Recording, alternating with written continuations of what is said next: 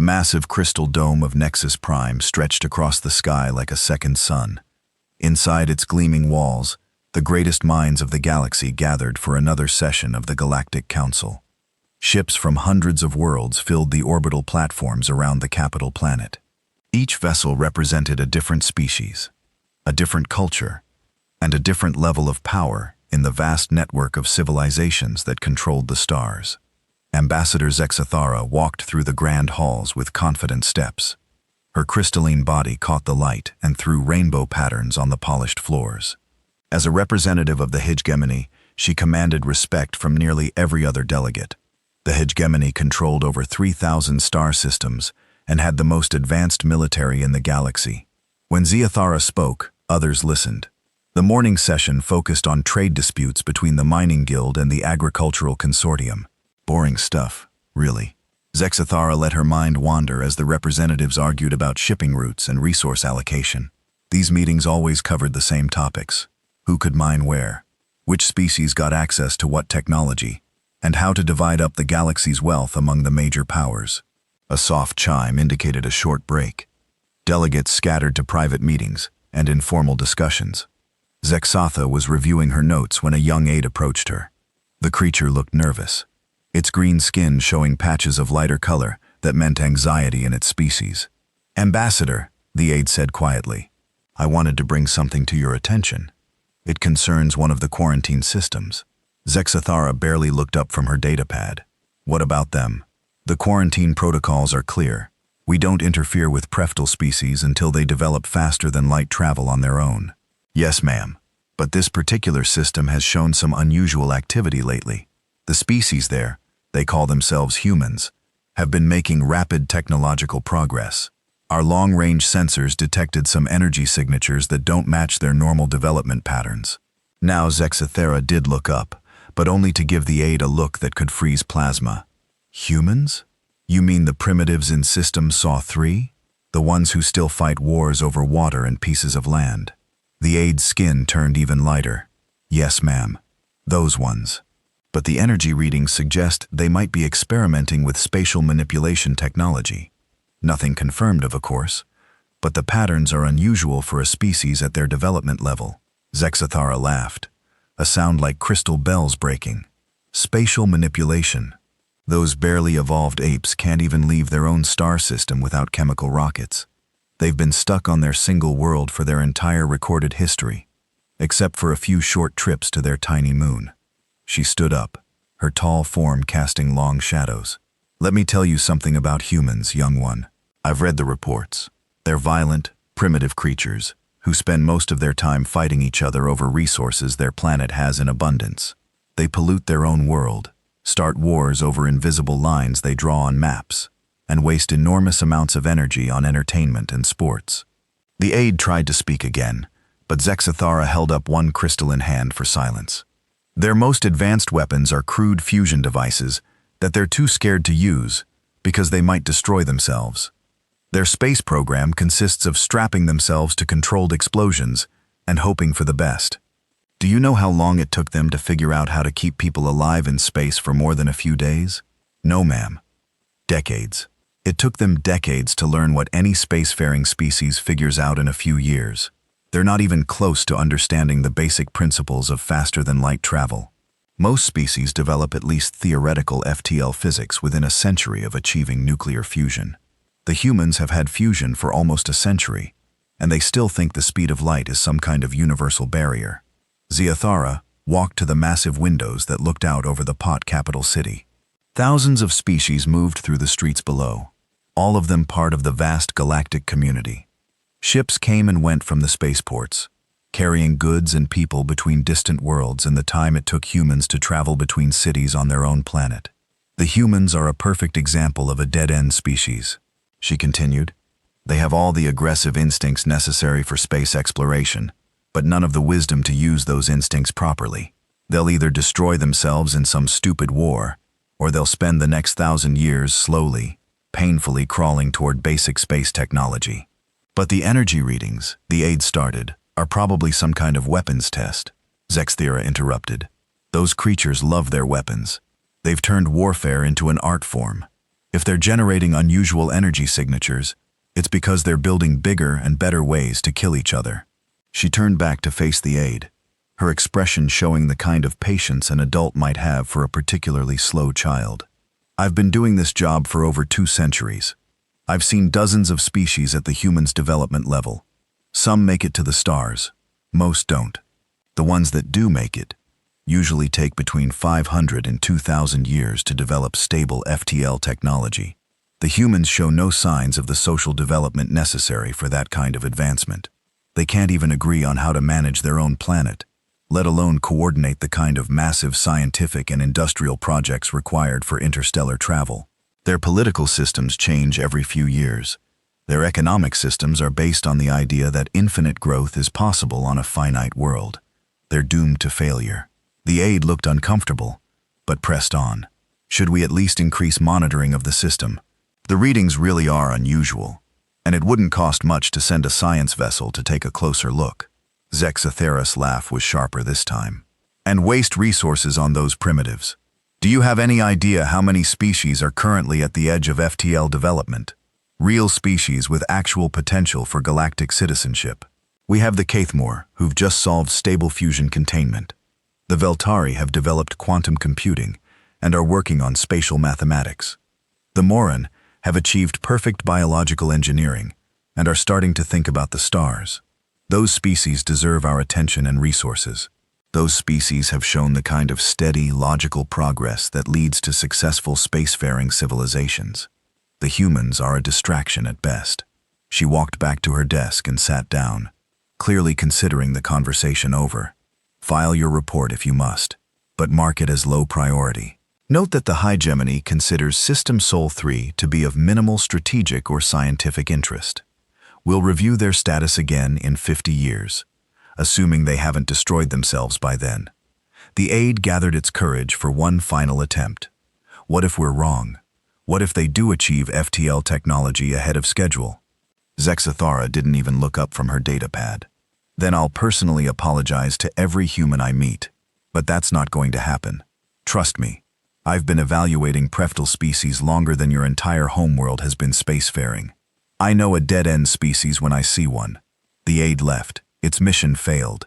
Zextara returned to her work, already forgetting about the brief conversation. She had real problems to deal with.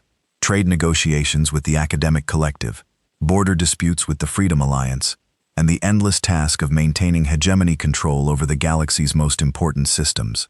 Meanwhile, in a small research facility, hidden deep beneath the surface of Earth, Dr. Sarah Chen stared at readings that would have made every alien scientist in the galaxy stop breathing if they had known about them. The massive particle accelerator stretched for miles underground, but that wasn't what had her attention. What mattered was the tiny point of absolute nothingness that hung in the center of her laboratory. For exactly 0.3 seconds, her team had opened a hole in space itself. For 0.3 seconds, they had connected 2 points in the universe that were separated by hundreds of meters, making distance meaningless. For 0.3 seconds, they had achieved something that every physics textbook said was impossible. Run the calculation again, she told her assistant, a young man whose hands were still shaking from excitement. I've run it 12 times, Dr. Chen. The math is solid. We created a stable micro-wormhole. It lasted for 0.3 of a second before collapsing, but it was real. We sent a photon through it, and it arrived at the target before we even fired the laser. Sarah Chen looked at the data one more time, then at the massive machines that surrounded them. Everything they had built was primitive compared to what this discovery might lead to. If they could extend the duration of the wormhole, if they could control its size and destination, if they could scale up the technology. What's our next step? Her assistant asked. Sarah smiled. The kind of smile that might have worried any alien who bothered to study human facial expressions. We're going to do what humans do best. We're going to take something impossible and make it work. Far above them in the depths of space, automated alien monitoring stations continued their patient watch over the Sol system. They recorded the usual human activities. Radio transmissions full of entertainment and arguments, chemical rockets carrying supplies to primitive space stations, and the endless electromagnetic noise of a species that hadn't learned to properly manage its own technology. None of the monitoring stations were designed to detect the specific type of spatial distortion that had occurred deep underground on Earth. The aliens who built those stations had made assumptions about human development that seemed perfectly reasonable. After all, every other species in the galaxy had followed roughly the same path to the stars. First fusion power, then better computers, then basic space industry, then theoretical FTL physics, and finally working faster than light travel. The process took centuries at best, millennia at worst. The idea that a species might skip several steps, that they might stumble onto advanced spatial manipulation before they had even established permanent colonies on other worlds in their own system, was so unlikely that no one had bothered to prepare for it. In the Galactic Council's vast databases, System Sol 3 remained marked as a low-priority quarantine zone. The humans were expected to follow the same slow, predictable path that every other species had taken to join the galactic community. There was no reason to think otherwise, no reason at all. The next session of the Galactic Council began with reports from the Outer Rim territories, new trade agreements, minor territorial adjustments, and the usual complaints about shipping delays. Zexathara listened with half her attention while reviewing proposals for the Hegemony's next expansion phase. She had completely forgotten about the Nervous Aid and their concerns about unusual energy readings from some primitive world. After all, she had more important things to worry about than the activities of a species that hadn't even learned to leave its own star system. It would be 3 years before anyone in the galaxy learned just how wrong that assumption was. Captain Marcus Rodriguez stood on the bridge of the UE's Endeavor and watched impossible things happen on his screens. 3 years of his life had led to this moment. 3 years of testing, training, and wondering if the scientists were completely insane or completely brilliant. The answer was both. "Wormhole drive stable," reported Lieutenant Kim from the engineering station. "All systems green. We're holding position approximately 4 light-years from Earth, near the Kepler 442 system." Marcus nodded, trying to look calm while his heart hammered against his ribs. They had just traveled 4 light-years in 37 minutes. The trip should have taken over 4 years, even at the speed of light. Instead, they had stepped through folded space, like walking through a doorway. "Any signs of local traffic?" he asked. Ensign Torres checked her sensors. "Nothing on conventional scans, sir." "Wait." She frowned at her displays. "Sir, I'm picking up something unusual. It's not broadcasting on any frequency we recognize, but there's definitely an artificial object about 2 million kilometers away. Show me." The main screen shifted to display a ship unlike anything in Earth's databases. It was long and sleek, with a hull that seemed to shift color as they watched. Strange projections extended from various points along its length, and the whole thing pulsed with a soft, rhythmic light. "That's not human," Marcus said quietly. His communications officer, Lieutenant Park, looked up from her station. "Sir, we're receiving some kind of transmission from that vessel. It's not using radio waves. The signal is coming through on frequencies that shouldn't exist according to our physics. Can you translate it?" "The computer is trying, but this is way beyond anything we've prepared for. It's like they're using mathematics we haven't discovered yet." Marcus studied the alien ship. This was the moment every human had dreamed about and feared since they first looked up at the stars. First contact with an alien species. The protocols were clear. Be cautious, be respectful, and try not to start a war. "Open a channel on all frequencies." He ordered basic mathematical signals first. Then try simple language patterns. For several minutes, the two ships hung in space, exchanging increasingly complex signals. The aliens seemed as surprised as the humans. Their transmissions grew more urgent, more questioning. Finally, Lieutenant Park announced a breakthrough. "Sir, their computer is learning our language from our transmissions. I'm getting something that looks like actual words." The main speaker crackled to life with a voice that sounded like wind through crystal. "Human vessel. This is impossible. Repeat. This is impossible.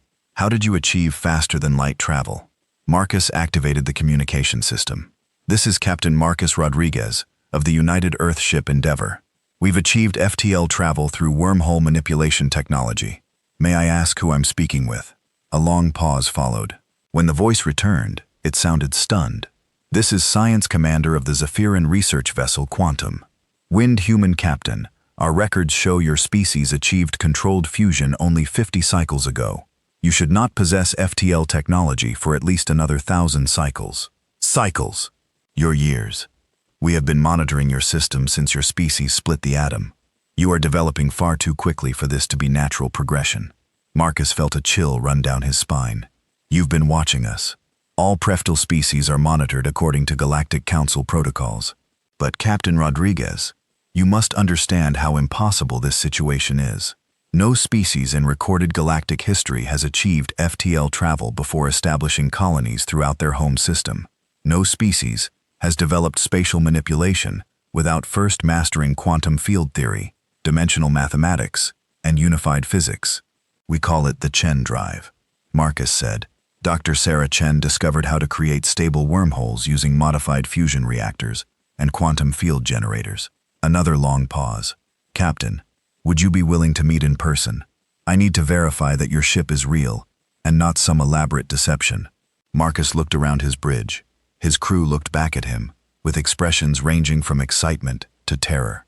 They had trained for this moment, but training and reality were very different things. Agreed, Science Commander. We'll meet at the midpoint between our vessels. An hour later, Marcus floated in the Endeavor's shuttle bay, watching the airlock cycle open to admit their first alien visitor. He had no idea what to expect. The science fiction movies back home had prepared him for everything from beautiful humanoids to tentacled monsters. What came through the airlock was neither. Science Commander stood about 7 feet tall, with 6 legs arranged around a central body. His skin looked like polished metal, and his 6 eyes were arranged in 2 rows across the front of his head. When he spoke, his voice came from a translator device attached to his chest. Captain Rodriguez, I must apologize for my shock. In 500 years of galactic exploration, I have never encountered anything like this situation. Marcus tried to hide his own amazement. It's an honor to meet you, Science Commander. You're the first non-human we've ever encountered, and you represent a complete impossibility, according to everything we know about species development. Tar's eyes moved independently, studying Marcus and the shuttle bay around them. Your ship uses technology that should be beyond your civilization for centuries. We tend to develop things quickly when we put our minds to it. Quickly, translator conveyed something that might have been laughter. Captain, most species require between 800 and 2,000 years to progress from first controlled fusion to working FTL drives. Your species has done it in less than 100. Marcus led through the ship, showing him the wormhole drive and explaining what little he understood about how it worked. The alien scientist grew more agitated with each revelation. This is not how technological development works, kept saying. There are prerequisites, mathematical foundations that must be established, engineering challenges that take generations to solve, safety protocols that require centuries of testing. Dr. Chen says that most problems have solutions, if you think about them differently, Marcus replied. She approached FTL travel as an engineering challenge instead of a physics problem. Engineering, Captain. You're manipulating the fundamental structure of space-time. This requires theoretical physics at the highest level. She built it in her garage first. Tar stopped walking. All 6 of his eyes focused on Marcus. Excuse me? The first prototype. Dr. Chen built it in her garage using parts from old television sets and microwave ovens. She wanted to see if her theories would work before asking for government funding. The alien scientist was quiet for a long time. When he finally spoke, his voice was barely above a whisper. Your species builds experimental space-time manipulation devices in residential structures using entertainment equipment. We're pretty good at improvising. Their conversation was interrupted by urgent alarms throughout the ship. Lieutenant Park's voice came over the intercom. Captain, to the bridge immediately. We have multiple contacts approaching fast. Marcus and Veltar rushed to the bridge where the displays showed a dozen ships dropping out of FTL around them. These vessels were larger than the Zepyrian science ship, with angular holes covered in weapon ports. Hemini Patrol, Veltar said, his voice tight with worry. Captain, you need to leave immediately. If they capture your ship, they'll strip it down to study your technology. Your species isn't ready for that kind of attention. What about you? I'll tell them I was investigating an unusual energy reading. Nothing about your ship or your capabilities. Marcus nodded to his crew. Emergency jump. Get us out of here. Where to, sir? Home. We need to report this. The Endeavor's wormhole. Drive engaged, tearing a hole in space that swallowed the ship in an instant. Veltar watched them disappear, then turned to face the approaching hegemony vessels. He had a lot of difficult explaining to do, but first, he had to decide how much to tell them. The Liegeman ship, a massive dreadnought called the Iron Fist, moved into position around the quantum wind. Its captain, a warrior named Thok, was known throughout the fleet for his suspicious nature and quick temper. Science Commander Veltar. Thamer's voice boomed across the communication channel. Explain your presence in this system. Routine stellar graphy, Captain. I detected an unusual energy signature and came to investigate. What kind of energy signature? Hesitated. What he said next could change the course of galactic history. If he told the truth, the hegemony would immediately move to capture or destroy Earth before humanity could develop their technology further. If he lied, he might give the humans time to prepare for what was coming. Probably a pulsar glitch, he said finally. False alarm. My sensors are due for recalibration. Thermer seemed satisfied with the explanation. Return to your assigned patrol route, Science Commander, and get those sensors fixed. The hegemony ships jumped away, leaving alone with his thoughts, and a decision that would haunt him for the rest of his life. He had just lied to his own government to protect a species that had achieved the impossible. Meanwhile, the Endeavor emerged from its wormhole jump in Earth orbit. Marcus stood on his bridge, looking down at the blue and white world that had suddenly become very small and very vulnerable. Communications. Get me a direct line to Earth Defense Command. Priority Alpha. Yes, sir. And patch in Dr. Chen.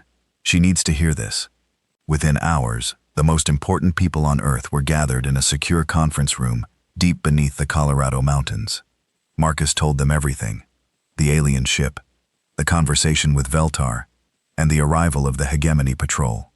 So they know about us, said General Morrison, the head of Earth Defense Command. Some of them do, Marcus replied. But the Zephyrian scientists seem to be trying to protect us. He didn't tell the military ships about our capabilities. Dr. Chen had been quiet during the briefing, but now she spoke up. How long do you think we have? No way to know for sure, Marcus said. But based on what Science Commander told me, our existence is going to cause major problems in their galactic community. Species aren't supposed to develop FTL travel this quickly. Then we need to prepare, General Morrison said. Dr. Chen, how quickly can you build more ships with the wormhole drive? Give me 6 months and unlimited resources, and I can build a fleet. You have both. As of this moment, Earth's entire industrial capacity is at your disposal. Dr. Chen smiled, the same expression she had worn in her laboratory 3 years earlier when she first opened a hole in space. Then, let's get to work. In the depths of space, automated monitoring stations throughout the galaxy began detecting unusual activity in the Sol system. The humans were moving faster than ever before, launching massive construction projects and industrial operations that didn't match any known development pattern. But the aliens who monitored those stations still thought they were watching a primitive species slowly building chemical rockets and metal space stations. They had no idea that the humans were preparing for war. The emergency session of the Galactic Council was unlike anything in recorded history. Representatives from across the galaxy had gathered on Nexus Prime within days of receiving Science Commander's classified report. The massive crystal dome that housed the council chambers hummed with tension and urgent conversations. Ambassador Zexathara stood at her assigned podium, her crystalline form rigid with anger and disbelief. The report that had triggered this emergency session lay open before her, its contents challenging everything she thought she knew about galactic politics and species development. The evidence is clear, announced Prime Chancellor Mordith, the ancient being who presided over council sessions. His voice echoed through the chamber with the authority of 10,000 years. The species known as humans have achieved faster than light travel, centuries ahead of projected timelines. Angry voices filled the chamber. Representatives demanded explanations, accused each other of intelligence failures, and argued about what should be done. Through it all, Zexthara remained silent, rereading the report that made her earlier dismissal of humanity look like the worst kind of professional failure. According to Science Commander's testimony, Mordith continued, The human vessel demonstrated technology that appears to be based on controlled wormhole manipulation. This technology allowed them to travel 4 light-years in under 1 hour. Council member Thevar of the Mining Guild stood up, his massive form towering over the other delegates. This is impossible. No species develops FTL travel without first establishing a proper industrial base. The humans haven't even colonized their own star system. Nevertheless, Morath replied, the evidence suggests they have done exactly that. Ambassador Zexatha finally activated her speaking platform. The chamber fell silent as all attention turned to her. As the representative of the galaxy's most powerful military force, her words would carry enormous weight. 3 years ago, she began, her voice carefully controlled. A junior aide brought concerns about unusual energy readings from the Sol system. I dismissed those concerns based on standard species development models. I was wrong. The admission sent shockwaves through the chamber. Hegemony representatives were not known for acknowledging mistakes. The question now, Zexthera continued, is what we do about this unprecedented situation. The humans have broken every rule of natural technological progression. They pose a threat to the established order of galactic civilization. Chancellor Mordith nodded gravely. The Council recognizes 3 potential courses of action. First, immediate military intervention to prevent further human technological development. Second, diplomatic contact to bring humanity into the galactic community under strict supervision. Third, continued observation while we attempt to understand how they achieved this impossible advancement. The chamber erupted in debate. 3 distinct factions quickly emerged, each with their own vision of how to handle the human problem. Fleet Admiral Thrawn of the Hegemony military stepped forward to address the council. His scarred carapace and battle-worn appearance spoke of centuries of warfare across the galaxy.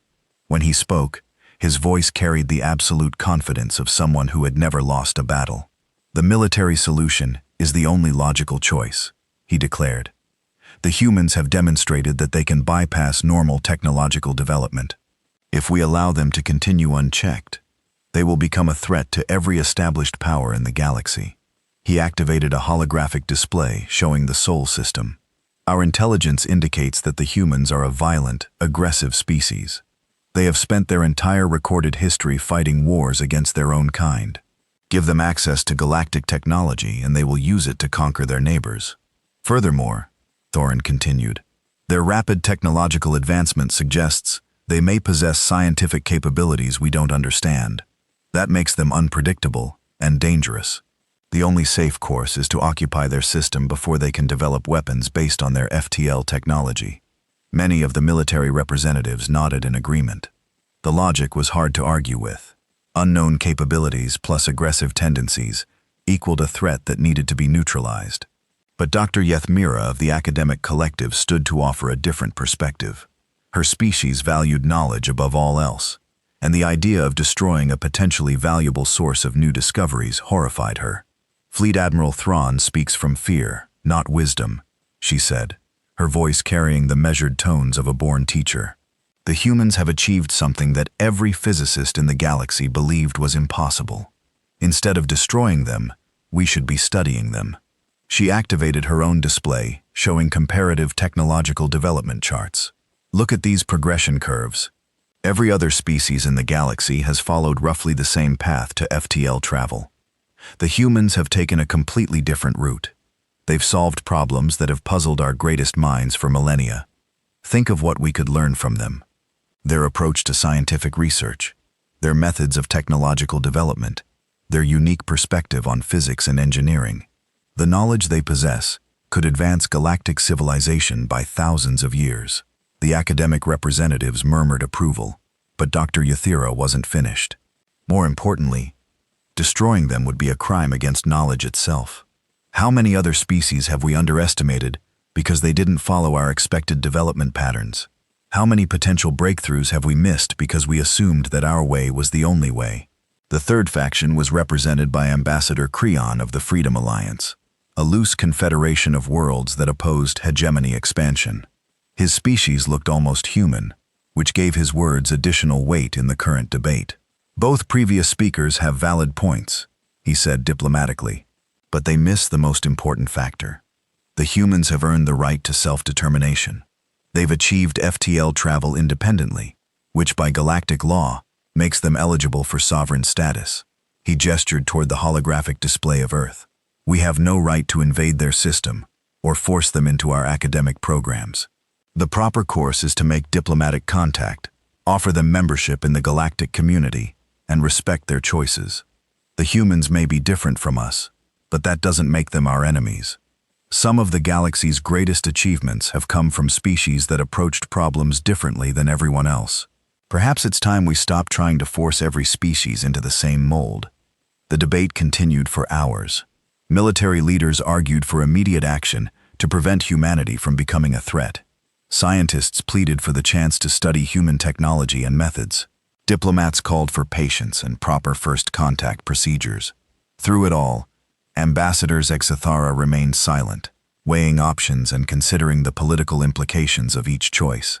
As the representative of the galaxy's dominant military power, her decision would likely determine humanity's fate. Finally, Chancellor Morath called for order. We must reach a decision. The humans are undoubtedly aware that they've been discovered. Every day we delay gives them more time to prepare, whatever their intentions might be. Fleet Admiral Thakran stepped forward again. I volunteer to lead a pacification fleet to the Sol system. 200 ships should be sufficient to overwhelm any defenses they might have constructed. We can occupy their worlds, study their technology, and integrate their population into the galactic community under proper supervision. And if they resist, asked Dr. Yetra, then we'll demonstrate why the hegemony has maintained peace in this galaxy for over 2,000 years. Thran replied grimly. Ambassador Zexathara finally activated her speaking platform. The chamber fell silent again, waiting for her decision. The hegemony supports Fleet Admiral Thakran's proposal, she said formally. The human situation represents an unprecedented threat to galactic stability. We cannot allow a species with unknown capabilities to develop advanced weapons while remaining outside the established order. The vote that followed was close, but the military faction won. Fleet Admiral Thrawn was authorized to assemble a pacification fleet and proceed to the Sol system, with orders to secure human technology and bring their worlds under galactic administration. As the council session ended, representatives scattered to their ships and communication arrays. Within hours, the news would spread across the galaxy. The mysterious humans would finally be brought into line. But some delegates left the chamber with heavy hearts.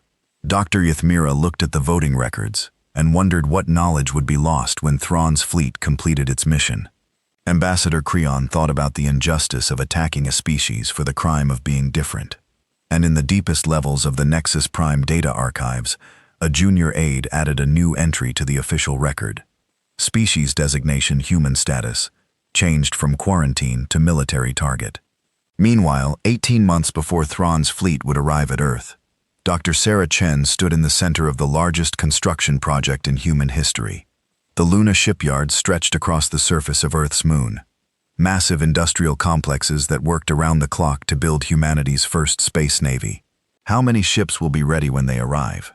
Asked Admiral Rodriguez, who had been promoted to oversee Earth's space defense forces. 43 combat vessels, Dr. Chen replied, checking her datapad. Each one equipped with the latest version of the wormhole drive and the new quantum torpedo systems. Admiral Rodriguez looked out at the construction sites, where human workers and automated systems assembled ships at an unprecedented pace. Will it be enough? Dr. Chen smiled, but there was no humor in her expression. Admiral, we're not building ships to fight a conventional space battle. We're building something the galaxy has never seen before. She led him to a display showing the tactical specifications of their new vessels. Unlike the massive dreadnoughts favored by galactic powers, the human ships were smaller, faster, and built around completely different strategic principles. The aliens expect us to fight the way they do, Dr. Chen explained. Big ships, heavy armor, direct confrontations, but we're going to give them something they've never prepared for, which is human creativity. We're going to fight dirty, Admiral. We're going to break every rule of space combat they've ever written. In the depths of space, Fleet Admiral Thran's armada assembled at the rally point. 200 of the most advanced warships in the galaxy formed up in perfect formation, their crews confident in their overwhelming technological superiority. Thrawn stood on the bridge of his flagship, the inevitable Victory, and reviewed the intelligence reports on human capabilities. Primitive weapons, limited industrial capacity, no experience with space warfare. The campaign would be over in a matter of hours. All ships report ready for jump, announced his communications. Officer, excellent, Thorin replied. Set course for the Sol system. It's time to teach these upstart humans their place in the galactic order. The massive fleet engaged their FTL drives and disappeared into the depths of space, carrying with them the absolute confidence that came from 10,000 years of military dominance. They had no idea what was waiting for them. Back on Earth in a secure bunker deep beneath the Swiss Alps, the leaders of humanity's unified government watched the final preparations for war. Satellite networks tracked the approaching alien fleet.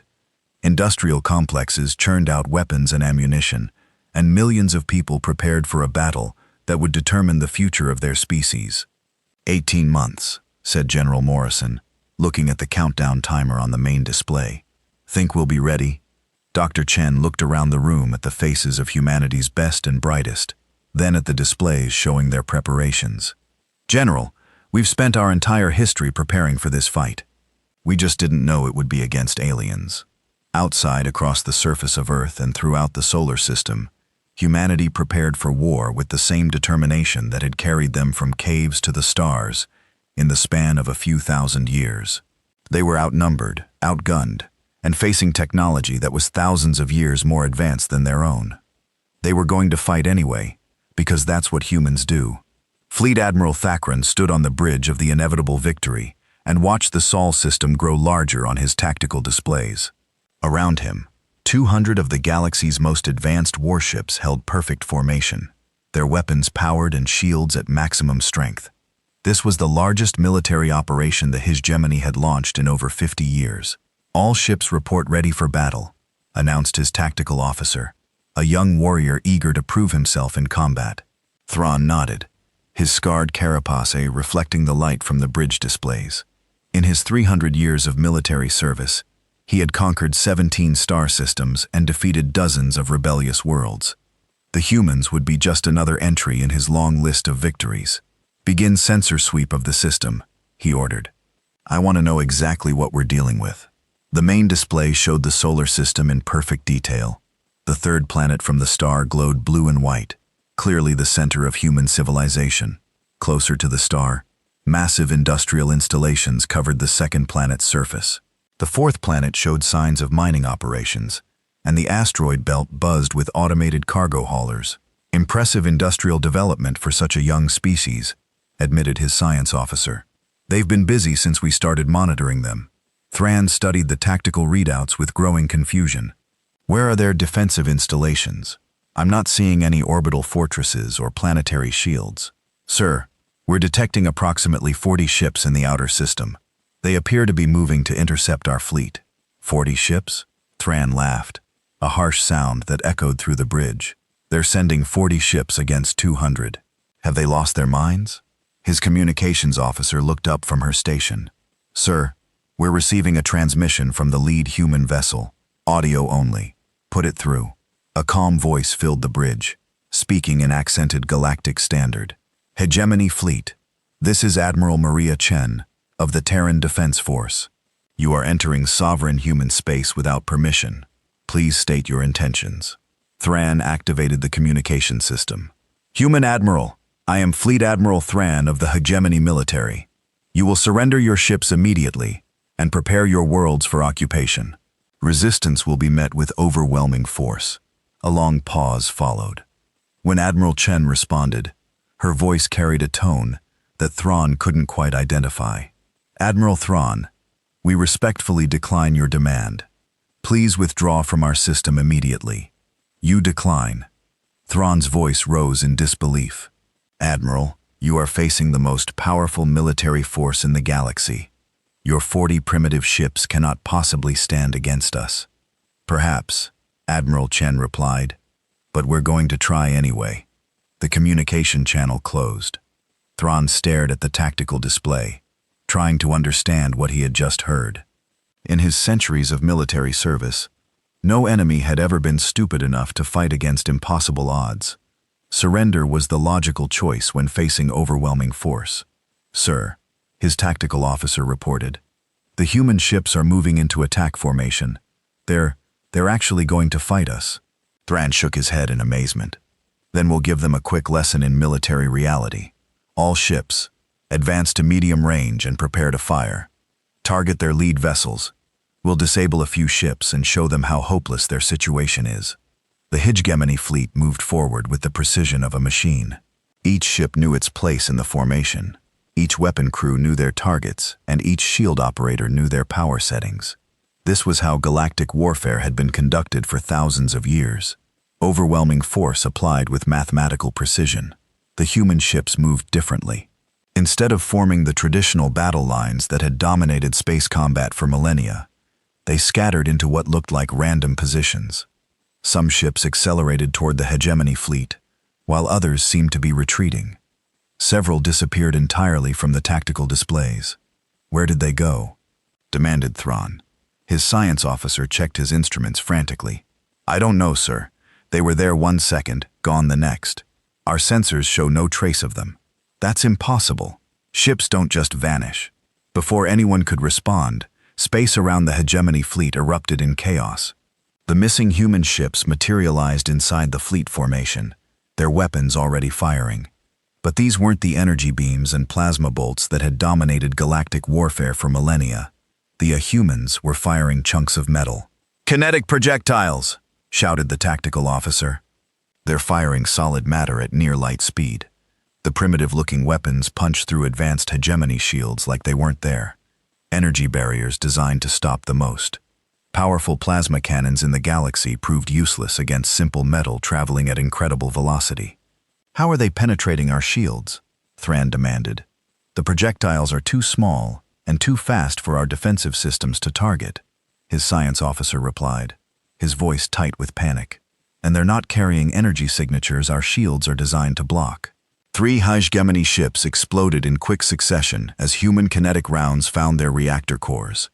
The beautiful formation that had taken years to perfect dissolved into chaos as captains tried to figure out how to fight an enemy that appeared and disappeared at will. "All ships, return fire," Thran ordered. The hegemony weapons lit up space with devastating energy beams, but they had nothing to shoot at. The human ships had vanished again, only to reappear seconds later in completely different positions. "Sir, they're using some kind of instantaneous travel technology," reported his science officer. "Our ships can't predict where they'll appear next." Thrawn watched in growing horror as more of his vessels were destroyed by weapons that shouldn't have been able to penetrate their defenses. The humans were fighting like nothing he had ever encountered. They ignored every rule of space combat, used weapons that no civilized species would consider, and employed tactics that violated every principle of military logic. "They're not fighting like a spacefaring civilization," he muttered. "Sir, they're fighting like pirates, like savages who don't know the proper way to conduct warfare." Admiral Chen's voice crackled over the communication system again. "Admiral Thran, we've disabled 15 of your ships. Are you ready to discuss withdrawal from our system?" 15 ships. Thrawn checked his tactical display. She was right. 15 of his most advanced warships were either destroyed or crippled, and the human fleet was still intact. "Impossible," he whispered. But the evidence was right there on his screens. The humans were winning. "All ships, focus fire on the nearest human vessel," he ordered.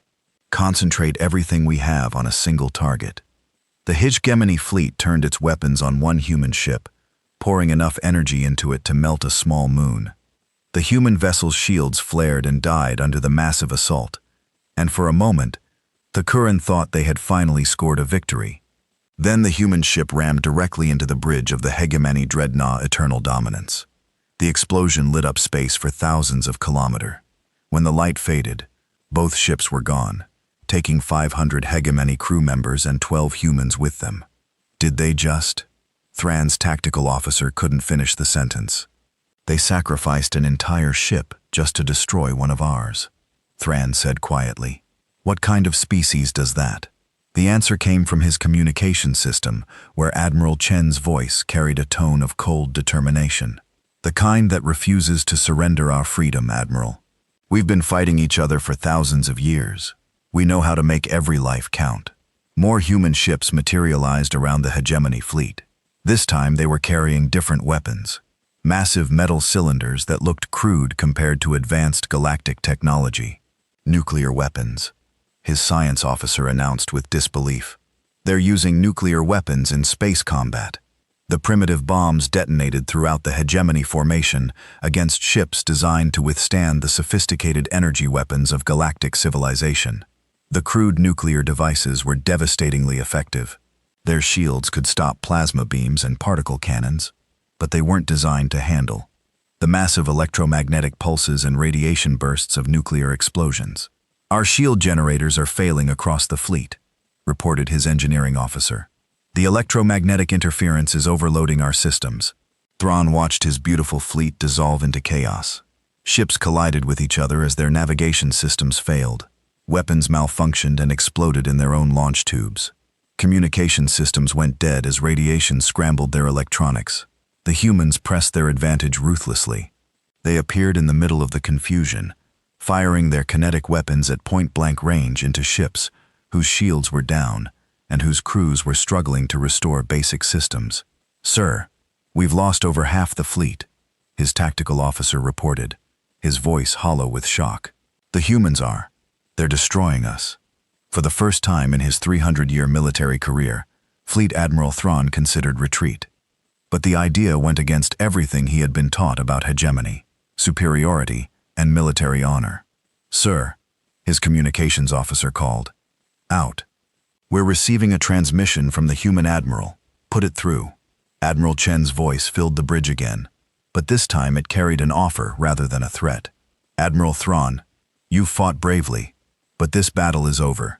Withdraw your remaining ships, and we'll allow you to leave our system safely." Thrawn looked around his bridge at the faces of his crew. They were the finest warriors in the galaxy, trained from birth for space combat, equipped with the most advanced technology their civilization could produce, and they were losing to a species that had achieved spaceflight less than a century ago. "How?" he asked quietly. "How are you defeating us?" "Because we don't fight fair, Admiral. We don't follow rules. We do whatever it takes to win." Thrawn stared at his tactical display, where 63 of his ships still showed green status indicators. 63 ships, out of the 200 he had brought to conquer humanity. "All ships," he announced over the fleet communication system, "prepare to withdraw from the system." "Sir." His tactical officer looked stunned. "You heard me. We're leaving." "But, Admiral, our orders were to occupy the human worlds." Thrawn looked at the young warrior, with something that might have been pity. "Our orders were based on the assumption that we were fighting a normal species. These humans are not normal." He activated the communication system one final time. "Admiral Chen, the hegemony fleet is withdrawing. But this isn't over. Others will come. We'll be ready for them too, Admiral." As the battered remains of his fleet jumped away from the Sol system, Thrawn sat in his command chair and tried to understand what had just happened. In a few hours, a species that shouldn't have been able to put up any resistance at all had destroyed the largest military expedition in recent galactic history. They had fought without honor, without following the established rules of warfare, without any regard for the way civilized species were supposed to conduct themselves. They had used primitive weapons in ways that made them more effective than advanced technology. They had sacrificed their own people to achieve tactical advantages that no galactic military doctrine could account for. They had won.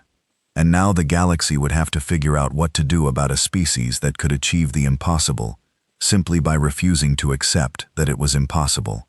Back in the solar system, Admiral Chen stood on the bridge of her flagship and watched the alien fleet disappear into the depths of space.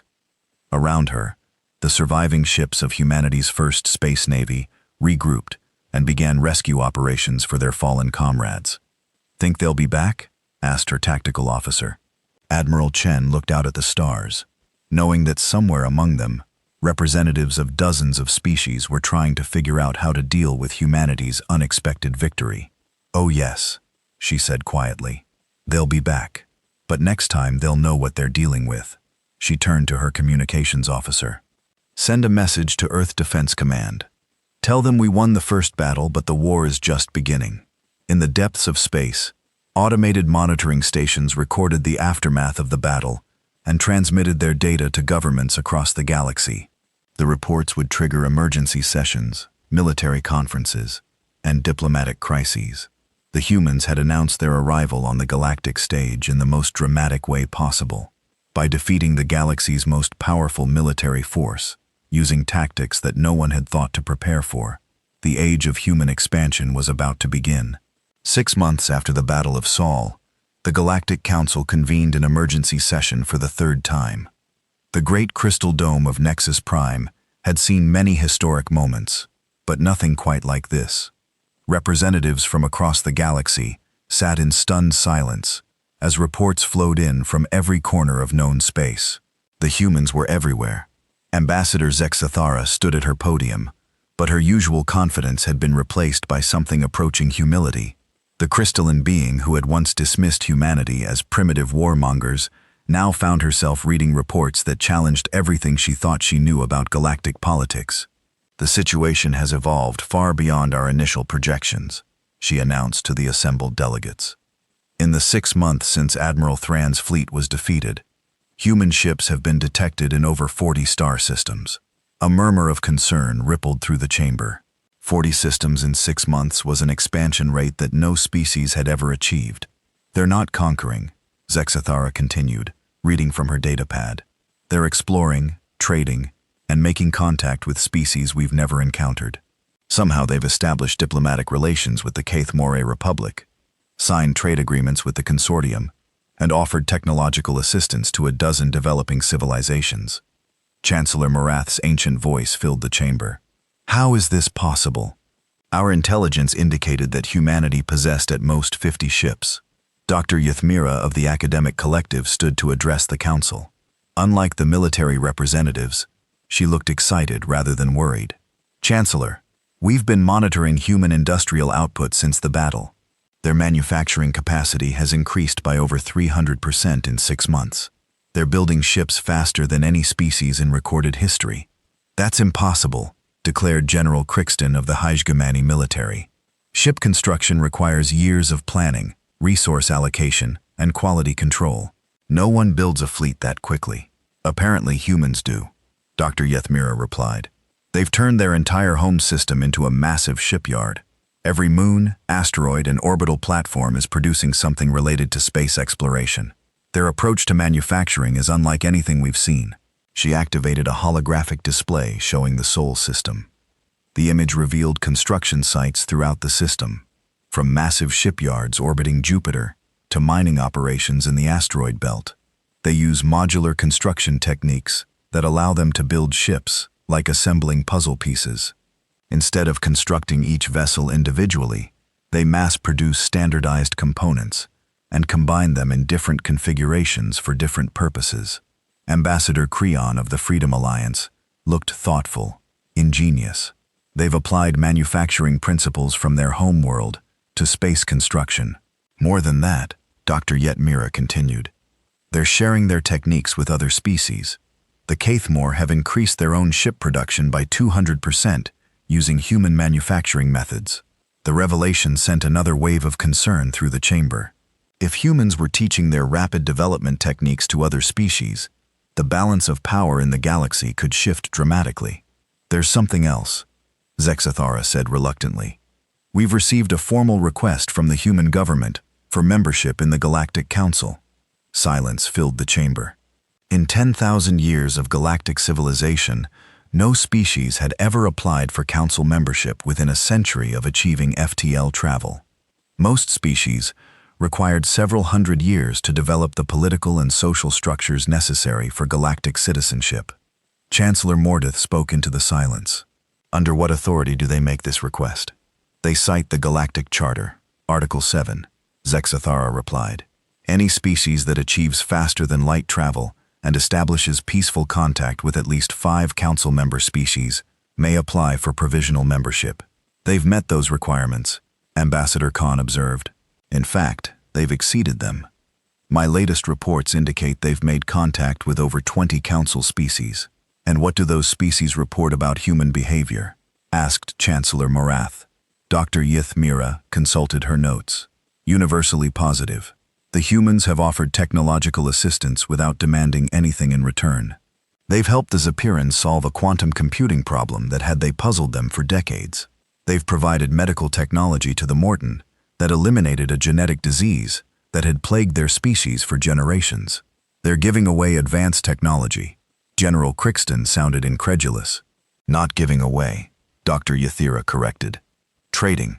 But their trade terms are remarkably generous. They seem more interested in establishing relationships than maximizing profit. Ambassador Zexathara accessed another report. We've also received multiple requests from member species asking for human technical advisors. The Veltari want help improving their industrial efficiency. The academic collective has formally requested access to human research methods. Why? Asked Chancellor Mortith. Because human scientists approach problems differently than anyone else in the galaxy. Dr. Yetmera explained, her excitement evident.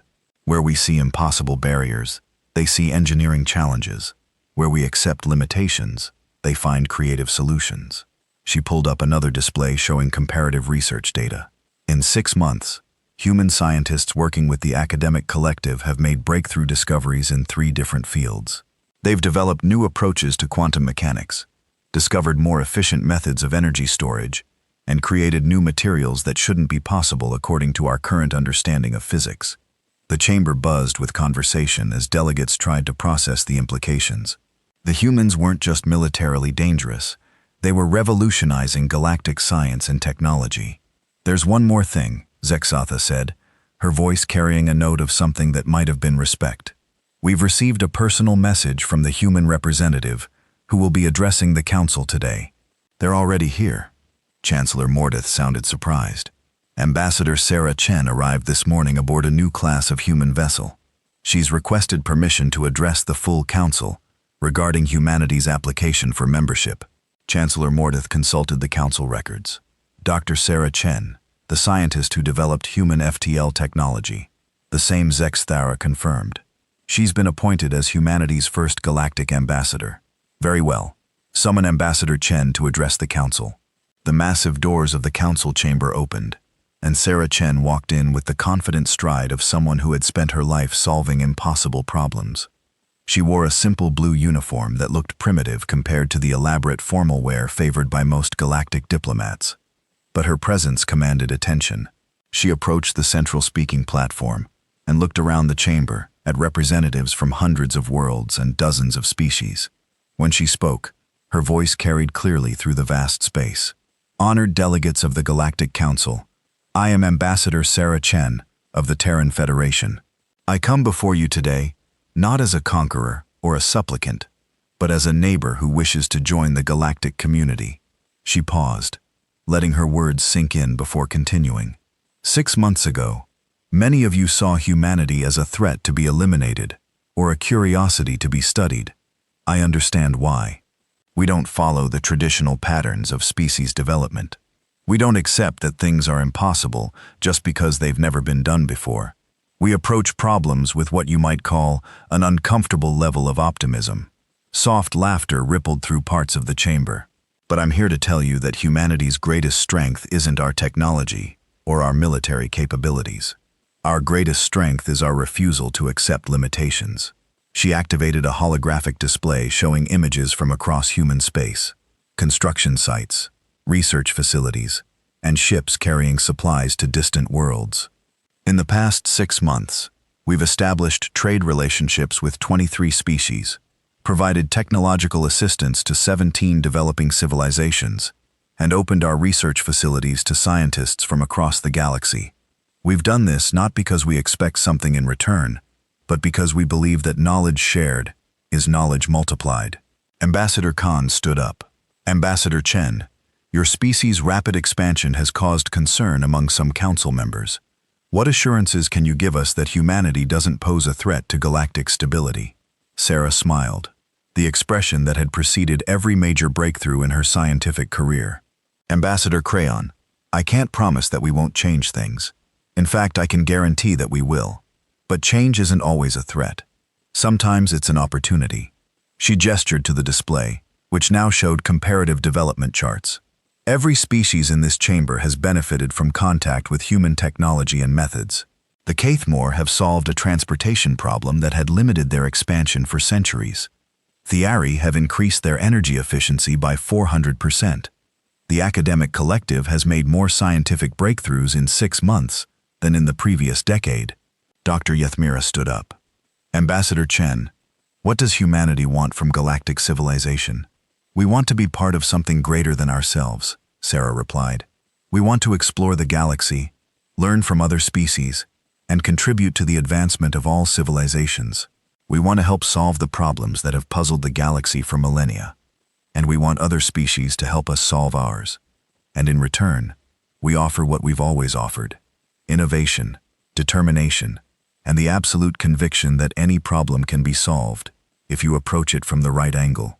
General Crixton stood up, his battle card form imposing even in the peaceful council chamber. Ambassador Chen, what about military matters? Your species defeated a hegemony fleet, using tactics that violated every established principle of space warfare. Sarah's expression grew serious. General, we fought because we were attacked. We defended ourselves using the methods available to us. But we prefer cooperation to conflict. Every species we've encountered since that battle has been offered a partnership rather than confrontation, even former enemies. Sarah looked directly at the hegemony delegation, especially former enemies. Fleet Admiral Takran is currently serving as a military liaison with our defense forces, helping us understand galactic military doctrine while we share our unconventional approaches with him. A gasp of surprise went through the chamber. The idea of former enemies working together so quickly was almost unheard of in galactic politics. How is that possible? Chancellor Morath asked. Because Admiral Thran is a professional soldier who recognizes that learning from defeat is more valuable than nursing grudges, and because we believe that yesterday's enemy can become tomorrow's ally if you give them the chance. The debate that followed lasted for hours. Some delegates remained suspicious of humanity's rapid rise and unconventional methods. Others were excited by the possibilities that human innovation might bring to galactic civilization. Still, others worried about the long-term implications of accepting a species that didn't follow traditional development patterns. Finally, Chancellor Morath called for order. The Council will now vote on humanity's application for provisional membership in the Galactic Council. The voting process took nearly an hour, as representatives consulted with their home governments and weighed the implications of their decision. When the results were announced, the chamber fell silent. By a margin of 68% to 32%, the Galactic Council accepts humanity's application for provisional membership. Cheers erupted from some sections of the chamber, while others remained silent. Sarah Chen stood at the speaking platform, looking around at the representatives who had just voted to change the course of galactic history. "Thank you," she said simply. "We won't let you down." As the session ended and delegates began to file out, Ambassador Zathera approached Sarah. The crystalline being who had once dismissed humanity as primitives now stood before their representative, with something approaching admiration. "Ambassador Chen," she said quietly, "I owe you and your species an apology. I was wrong about humanity's potential." Sarah extended her hand in the human gesture of friendship. "Ambassador Zexathara, we all make mistakes based on incomplete information. The important thing is learning from them." Zexathara carefully shook the offered hand, a gesture of respect between two very different species. "What will humanity do now?" Sarah looked out through the crystal dome, at the stars beyond what we've always done. "We'll explore, we'll learn, and we'll help solve problems that everyone else thinks are impossible. And if you encounter new challenges, new obstacles that even human ingenuity can't overcome." Sarah's smile was the same one she had worn in her laboratory years earlier, when she first opened a hole in space. "Then we'll figure out new ways to be ingenious." 6 months later, the first human-designed starships rolled out of shipyards across the galaxy. Built using techniques that combined human innovation with alien materials and technology, the ships were faster, more efficient, and more versatile than anything previously constructed. A year after that, the joint human-alien research station at the edge of the galaxy made its first successful transmission to the Andromeda Galaxy, opening communication with civilizations that had been unreachable for millions of years. And in the depths of space, where the barriers between galaxies had once seemed insurmountable, human and alien engineers worked together on humanity's most ambitious project yet. A ship designed to make the journey to Andromeda, not in millions of years, but in decades. Because that's what humans do. They take the impossible and make it inevitable, one breakthrough at a time. The galaxy would never be the same.